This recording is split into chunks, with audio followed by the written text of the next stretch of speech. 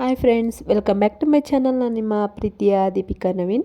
ಇವತ್ತು ನಾವೆಲ್ಲಿದ್ದೀವಪ್ಪ ಅಂದರೆ ನಮ್ಮ ಮೈಸೂರಿನ ಫ್ಲವರ್ ಶೋ ಅಲ್ಲಿ ನಾವು ಹೋಗಿದ್ದಿದ್ದು ದಸರಾ ದಿನವೇ. ಹಾಗಾಗಿ ಇದನ್ನು ವಿಡಿಯೋ ತುಂಬ ಲೇಟಾಗಿ ಬರ್ತಿದೆ. ಆಲ್ರೆಡಿ 1 ಮಂತ್ ಆಗಿದೆ ಅನ್ನಿಸ್ತದೆ.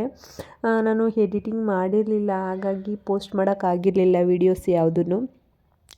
ಈಗ ಫ್ರೀ ಸಿಕ್ಕಿತ್ತು ಅಂತೇಳಿ ಎಡಿಟ್ ಮಾಡ್ತಾಯಿದ್ದೆ. ನನ್ನ ಮಗಳು ಮತ್ತು ದೀಕ್ಷಾ, ಇವರು ನಮ್ಮ ನಾದಿನಿ ಮಗಳು. ಅಲ್ಲಿ ಈ ಸಲ ಏನು ಡಿಫ್ರೆಂಟಾಗಿ ಮಾಡಿದರು ಅಂದರೆ ಫ್ಲವರ್ ಶೋ ಅಲ್ಲಿ ಬಟರ್ಫ್ಲೈರ್ದಿತ್ತು. ಒಳಗಡೆ ಎಂಟ್ರೆನ್ಸ್ ಫೀಸ್ ಅಲ್ಲದಂತೆ ಇದಕ್ಕೂ ಕೂಡ 50 ರೂಪೀಸ್ ಎಂಟ್ರೆನ್ಸ್ ಫೀಸ್ ಇತ್ತು ಒಂದು ಪರ್ಸನ್ಗೆ. ಮಕ್ಳುಗಳಿಗಾದರೆ ಫ್ರೀ ಇರ್ತಿತ್ತು, ಅಂದರೆ 6 ವರ್ಷದ ಒಳಪಟ್ಟ ಮಕ್ಳುಗಳಿಗೆ ಫ್ರೀ ಇತ್ತು. ಹಾಗಾಗಿ ಹೋದ್ವಿ. ಅಲ್ಲಿ ಒಂದು 4 ಬಟರ್ಫ್ಲೈಸ್ ಏನೋ ಇತ್ತು ಅಷ್ಟೇ. ಒಂದು ಚೇಳು, ಅದೇ ನೋಡಿ ಈಗ ನೋಡ್ತಾ ಇರ್ಬೋದು ಚೇಳು. ಒಂದು 4 ಥರ ಬಟರ್ಫ್ಲೈಸು ಯಾವ ರೀತಿ ಸೌಂಡ್ ಮಾಡುತ್ತೆ ಅಂತ ಅದನ್ನು ತೋರಿಸಿದ್ರು. ತುಂಬಾ ಚೆನ್ನಾಗಿತ್ತು. ಅಂದರೆ ತುಂಬ ಕಾಸ್ಟ್ ಜಾಸ್ತಿ ಆಯಿತು ಅಂತ ಅನ್ಕೋತೀನಿ ನಾನು ಕೂಡ. ಏನು ಅಂದರೆ ಮಕ್ಳುಗಳಿಗೆ ಅಟ್ರ್ಯಾಕ್ಟಿವ್ ಆಗಿರುತ್ತಲ್ಲ, ಹಾಗಾಗಿ ಹೋಗಬೇಕು, ತೋರಿಸ್ಬೇಕು ಅನ್ನೋದಿರುತ್ತೆ. ಅಲ್ಲಿ ನೀವು ನೋಡ್ತಾ ಇರ್ಬೋದು. ನಾವು ಚಿಕ್ಕ ವಯಸ್ಸಿನಲ್ಲಿ ಬಟರ್ಫ್ಲೈಸ್ ಅಂದರೆ ಈಗ ಈ ಟೈಮಲ್ಲಿ ಅಂದರೆ ದೀಪಾವಳಿ ಟೈಮಲ್ಲಿ ತುಂಬ ಚಿಟ್ಟೆಗಳು ಬರುತ್ತೆ, ಅದನ್ನು ನಾವು ಜಾಸ್ತಿ ಇದು ಮಾಡ್ತಿದ್ವಿ. ನೋಡಿ, ಇದು ಬಸವಣ್ಣ ಹುಳು ಅಂತ ಬರ್ತಿತ್ತಲ್ಲ, ಅದನ್ನು ಕೂಡ ಬಟರ್ಫ್ಲೈರ್ ಅಂತ ಕನ್ಸಿಡರ್ ಮಾಡಿ ಅದನ್ನು ಅವರು ಅಲ್ಲಿ ಶೋಗೆ ಇಟ್ಟಿದ್ರು. ತುಂಬಾ ಸೌಂಡೆಲ್ಲ ಮಾಡ್ತಿತ್ತು. ನಾನು ಸೌಂಡನ್ನ ಮ್ಯೂಟ್ ಮಾಡಿದ್ದೀನಿ, ಅಂದರೆ ಅಲ್ಲೆಲ್ಲ ಡಿಸ್ಟರ್ಬೆನ್ಸ್ ಇರುತ್ತಲ್ವ, ಹಾಗಾಗಿ ಯಾವುದನ್ನು ಕೂಡ ಇದು ಮಾಡಿಲ್ಲ.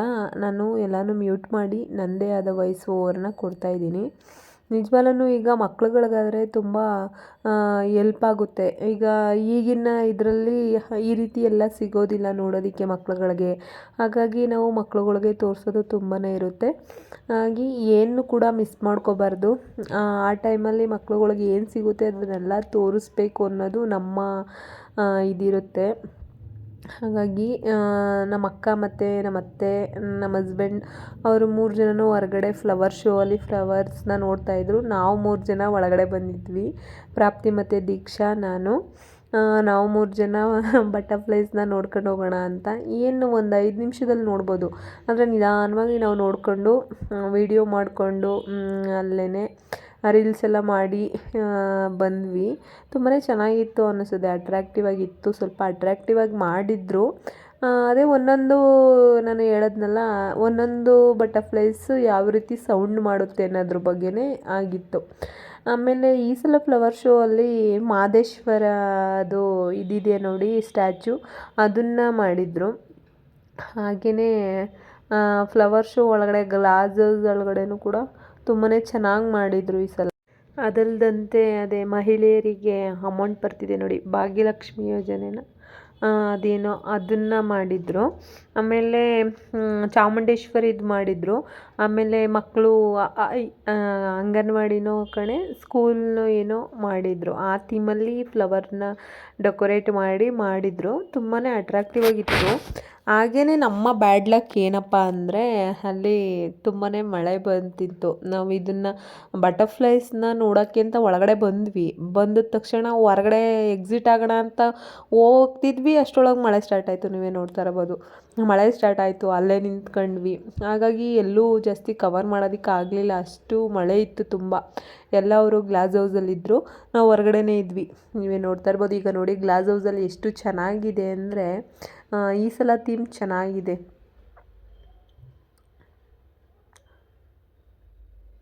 ಎಷ್ಟು ಚೆನ್ನಾಗಿ ಮಾಡಿದ್ದಾರೆ ನೋಡಿ ಫ್ಲವರ್ಸಲ್ಲಿ. ಹೌದು, ನಾವು ಎಷ್ಟೇ ದೂರ ಇದ್ರೂ, ನಾವು ಎಲ್ಲೇ ಇದ್ರೂ ನಮ್ಮ ಮೈಸೂರು ನಮಗೆ ತುಂಬ ಅಂದರೆ ತುಂಬಾ ಹೆಮ್ಮೆ ಆಗುವಂಥ ವಿಷಯ. ಅದರಲ್ಲೂ ಅಟ್ರ್ಯಾಕ್ಟಿವ್. ನಮಗೆ ಮೈಸೂರು ಅಂದರೆ ಒಂದು ಫೀಲಿಂಗ್ಸ್. ತುಂಬ ಅಂದರೆ ತುಂಬಾ ಇಷ್ಟವಾದ ಪ್ಲೇಸ್. ಅಂದರೆ ನಾವು ಎಲ್ಲೇ ಸುತ್ತಾಡ್ಬೋದು, ನಮಗೆ ಬೆಂಗಳೂರಲ್ಲಿ ಇದ್ಕೊಂಡು ಎಲ್ಲೇ ಸುತ್ತಾಡ್ಬೋದು. ಆದರೆ ನಮ್ಮ ಮೈಸೂರು ಒಂಥರ ಎಷ್ಟಲ್ಲಿ ಹೋದ್ರೂ ನಮಗೆ ಮರೆಯಲಾಗದಷ್ಟು ಮೆಮೊರೀಸ್ನ ಕೊಡುತ್ತೆ. ಯಾಕಪ್ಪ ಅಂದರೆ ನಾವು ಆಲ್ರೆಡಿ ಅಲ್ಲೇ ಕೂಡ ಓದಿದ್ದು ಕೂಡ ಮೈಸೂರಲ್ಲೇ. ಆದ್ರೂ ತುಂಬಾ ಇಷ್ಟಪಡ್ತೀವಿ ನಾವು ಮೈಸೂರನ್ನ.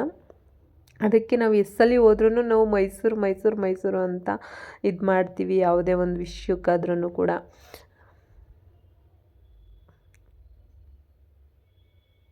ನೋಡಿ. ಸ್ವಾತಂತ್ರ್ಯ ಹೋರಾಟಗಾರರನ್ನು ಕೂಡ ಮಾಡಿದ್ದಾರೆ. ಇಲ್ಲಿ ಥೀಮ್ ನೋಡಿ, ಹಳ್ಳಿ ಜನರ ಥೀಮು. ಆಮೇಲೆ ಇವರು ಅಕ್ಕ ಮಹಾದೇವಿ ಅವ್ರುಗಳ್ನ ಮಾಡಿದ್ದಾರೆ. ಅದು ತುಂಬಾ ಚೆನ್ನಾಗಿತ್ತು ಅಂತ ಹೇಳ್ಬೋದು. ನಿಜ ಅಲ್ಲಾದಮೇಲೆ ಇದೂ ಎಕ್ಸಿಬಿಷನ್ನು ಅಷ್ಟೇ ತುಂಬಾ ಅಟ್ರ್ಯಾಕ್ಟಿವ್ ಆಗಿ ಮಾಡಿದ್ದಾರೆ. ನಿಧಾನವಾಗಿ ನೋಡಬೇಕು ಅಂದರೆ ಮಳೆಯಲ್ಲಿ ನಮ್ಮನ್ನ ನೋಡಿಸ್ಕೊಡ್ತಿರ್ಲಿಲ್ಲ ಇವತ್ತು. ತುಂಬ ಅಂದರೆ ತುಂಬಾ ಮಳೆ ಅವತ್ತು. ಯಾಕಪ್ಪ ಬಂದ್ವಿ ನಾವು ಅನ್ನೋಷ್ಟು ಮಳೆ ಇತ್ತು ಅವತ್ತು. ಅಷ್ಟು ಚೆನ್ನಾಗಿತ್ತು ಒಟ್ಟಿನಲ್ಲಿ. ನೋಡಿ ನಾನು ಹೇಳಿದ್ನಲ್ಲ ಅದೇ ಥೀಮು, ಪಾಠಶಾಲಾ ಅಂತೇಳಿ. ಇದೊಂದು ಆರ್ಟ್ ಶೇಪಲ್ಲಿ ಥೀಮ್ ಮಾಡಿದರು. ಅದು ಬಿಟ್ಟರೆ ಯಾವಾಗಲೂ ಇಯರ್ಲಿ ಇರುತ್ತೆ. ಅಗರಬತ್ತಿದು ಅದೇ ಅಗರಬತ್ತಿದು ನೋಡಿ, ಸೈಕಲ್ ಅಗರಬತ್ತಿದು ಇರುತ್ತೆ ಯಾವಾಗ್ಲೂ. ಅದಾದಮೇಲೆ ನನ್ನ ಮಗಳು ಯಾವ ಸಲಿನೂ ಯಾವಾಗಲೇ ಆಟ ಆಡೋದು ನೋಡಿದ್ರೂ ನಾನು ಆಡಲ್ಲ ಅಂತಿದ್ಲು. ಈ ಸಲ ಅವಳೇ ಕುತ್ಕೋತೀನಿ ಅಂತ ಧೈರ್ಯ ಮಾಡಿ ಕುತ್ಕೊಂಡ್ಳು. ಹಾಗಾಗಿ ಕೂಡಿಸು ಆಟ ಆಡಿಸಿದ್ವಿ. ಆ ಮಳೆಯಲ್ಲಿ ಎಲ್ಲೋ ನಿಂತ್ಕೊಳ್ಳೋಕ್ಕೆ ಪ್ಲೇಸ್ ಇಲ್ಲ ನೋಡಿ, ನೀವೇ ನೋಡ್ತಾ ಇರ್ಬೋದು ಅಲ್ಲೆಲ್ಲ ಎಷ್ಟು ನೀರೆಲ್ಲ ತುಂಬಿದೆ ಅಂತ. ಹಾಗಾಗಿ ಏನು ಮಾಡೋಕ್ಕಾಗಲ್ಲ, ಈಗ ಮಕ್ಳುಗಳಿಗೆ ಅದು ಇಷ್ಟ ಅಂದಮೇಲೆ ನಾವು ಆಡಿಸ್ಲೇಬೇಕಲ್ವ. ಅದನ್ನು ಮಾಡಿದ್ವಿ.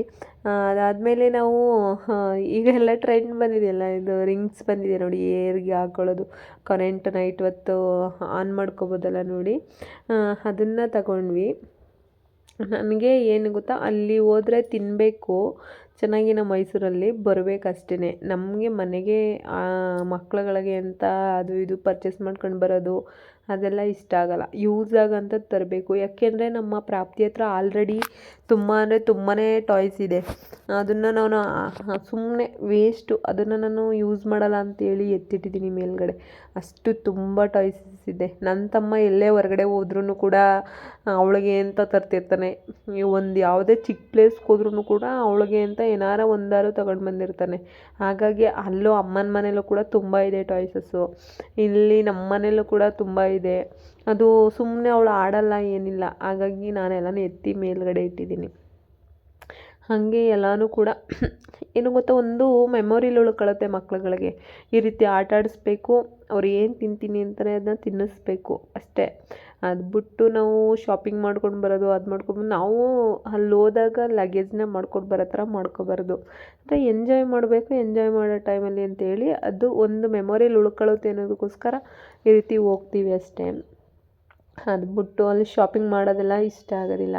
ಮೊದಲಿತ್ತು ಕ್ರೇಜು, ಈಗ ಅದೆಲ್ಲ ನಿಲ್ಲಿಸ್ಬಿಟ್ಟಿದ್ದೀವಿ. ನೋಡಿ, ಎಕ್ಸಿಬಿಷನ್ ಒಳಗೆ ನಮ್ಮ ಸ್ವಾಮಿ ವಿವೇಕಾನಂದರನ್ನ ಎಷ್ಟು ಚೆನ್ನಾಗಿ ಹಾಕಿದ್ದಾರೆ ಅಂದರೆ, ಅವರು ನಮ್ಮ ಆರಾಧ್ಯ ದೇವರು.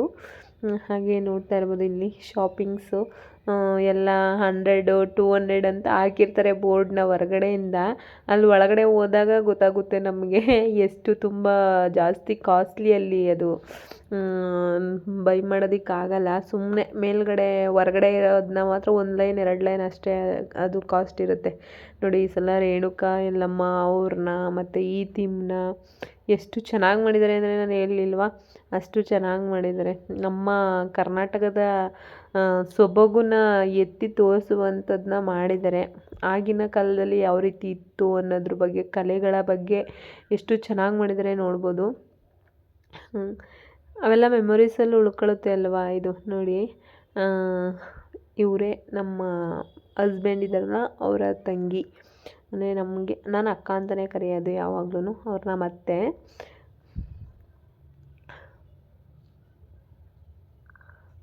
ಎಲ್ಲಾನು ನಿಧಾನವಾಗಿ ನೋಡಿಕೊಂಡು ಸುಮ್ಮನೆ ಹಂಗೆ ಮಾತಾಡ್ಕೊಂಡು ಬರ್ತಿದ್ವಿ. ನನಗೆ ಟೈಮ್ ಸಿಕ್ಕಿದ್ರೆ ನಾವು ಇಲ್ಲಿ ಚನ್ನಪಟ್ಟಣದ ಹತ್ರ ಜನಪದ ಲೋಕ ಅಂತ ಇದೆಯಂತೆ, ಅಲ್ಲಿಗೂ ವಿಸಿಟ್ ಮಾಡಬೇಕು ಅಂತ ಅಂದ್ಕೊಂಡಿದ್ದೀನಿ. ನನ್ನ ಮಗಳನ್ನ ಕರ್ಕೊಂಡೋಗಿ ತೋರಿಸ್ಬೇಕು. ಅಂದರೆ ಕ್ಲಾಸಸ್ ಎಲ್ಲ ಸ್ಟಾರ್ಟ್ ಆದಮೇಲೆ ಆ ಮಕ್ಳುಗಳಿಗೆ ಓದಬೇಕು ಅದೇ ಇರುತ್ತೆ. ಬರೀ ಅಲ್ಲಿ ಸ್ಕೂಲ್ಗೆ ಹೋಗಬೇಕು, ಬರಬೇಕು, ಅವ್ರು ರೆಸ್ಟ್ ಮಾಡಬೇಕು ಅನ್ನೋದೇ ಇರುತ್ತೆ. ಅದಕ್ಕೆ ಈಗ ಅವ್ರು ಏನು ನೋಡ್ತೀನಿ ಅಂತಾರೆ ಆದಷ್ಟು ತೋರಿಸೋದಕ್ಕೆ ಟ್ರೈ ಮಾಡೋಣ ಅಂತ ಹೇಳಿ ನೋಡೋಣ. ಫ್ರೀ ಸಿಕ್ಕ ಟೈಮಲ್ಲಿ ನಾನು ನನ್ನ ಮಗಳನ್ನ ಕರ್ಕೊಂಡು ಚನ್ನಪಟ್ಟಣಕ್ಕೆ ಹೋಗೋಣ ಅಂತ ಅಂದ್ಕೊಂಡಿದ್ದೀನಿ. ಹೋಗಿ ನನ್ನ ಮಗಳಿಗೆ ಜನಪದ ಲೋಕನ ತೋರಿಸ್ಬೇಕು. ತೋರಿಸ್ಬಿಟ್ಟು ಅಂದರೆ ಅಲ್ಲೇ ಆದ ಕಲೆಗಳ ಬಗ್ಗೆ ಇರುತ್ತೆ ಅಲ್ವಾ. ಹಾಗಾಗಿ ತೋರಿಸ್ಬೇಕು. ನನಗೆ ಮೈಸೂರಲ್ಲೇ ನನ್ನ ಮಗಳಿಗೆ ತೋರಿಸ್ಬೇಕಾಗಿರೋ ಪ್ಲೇಸಸ್ಗಳು ಇನ್ನೂ ತುಂಬ ಇದೆ. ಹಾಗಾಗಿ ಅದನ್ನು ಕೂಡ ತೋರಿಸ್ಬೇಕು.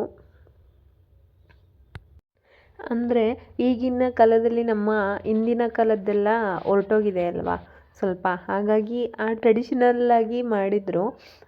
ಬಾವಿ ಮನೆ ಆಗಿರ್ಬೋದು, ಯಾವ ರೀತಿ ಸೇದೋದು ಅಂತ ತೋರಿಸೋದ್ರ ಬಗ್ಗೆ ಆಗಿರ್ಬೋದು. ಇದು ಕೃಷಿ ಮೇಳ ಅಂತೇಳಿ ಚೆನ್ನಾಗಿತ್ತು.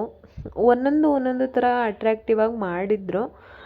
ಟೈಮ್ ಇರಬೇಕು ಹೋದ್ರೆ ಅಲ್ಲಿಗೆ ಎಕ್ಸಿಬಿಷನ್ಗೆ. ನೈಟು ನಾವು ಓನ್ ವೆಹಿಕಲ್ ಮಾಡ್ಕೊಂಡು ಹೋದ್ರೇ ಬೆಸ್ಟು. ಅಂದರೆ ನೈಟ್ ಸಾಯಂಕಾಲ ಒಂದು 6:30 ಮೇಲೆ ಎಲ್ಲ ಆಟಗಳೆಲ್ಲ ಸ್ಟಾರ್ಟ್ ಆಗೋದು ನೋಡ್ತಾ ಇರ್ಬೋದು. ಅಲ್ಲಿ ಆಟ ಆಡೋಕ್ಕೆ ಅಂತ ಹೋದ್ವಿ. ನಮ್ಮ ದೀಕ್ಷಾ ಆಟ ಆಡ್ತೀನಿ ಅಂತ ಹೇಳಿದ್ಲು ಅಂತ ಹೋದ್ವಿ. ಮಳೆ ಸ್ಟಾರ್ಟ್ ಆಯಿತು.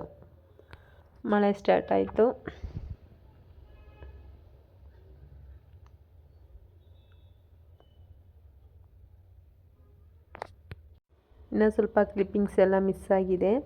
ಈ ವಿಡಿಯೋ ಇಷ್ಟ ಆಗಿದ್ದರೆ ಲೈಕ್ ಆ್ಯಂಡ್ ಶೇರ್ ಕಮೆಂಟ್ ಮಾಡಿ. ದಯವಿಟ್ಟು ನಿಮ್ಮ ಫ್ರೆಂಡ್ಸ್ ಆ್ಯಂಡ್ ಫ್ಯಾಮಿಲಿಗೆ ಶೇರ್ ಮಾಡಿ. ಹೀಗೆ ನನ್ನ ಚಾನಲ್ಗೆ ಸಪೋರ್ಟ್ ಮಾಡಿ. Thank you for watching. Keep loving more.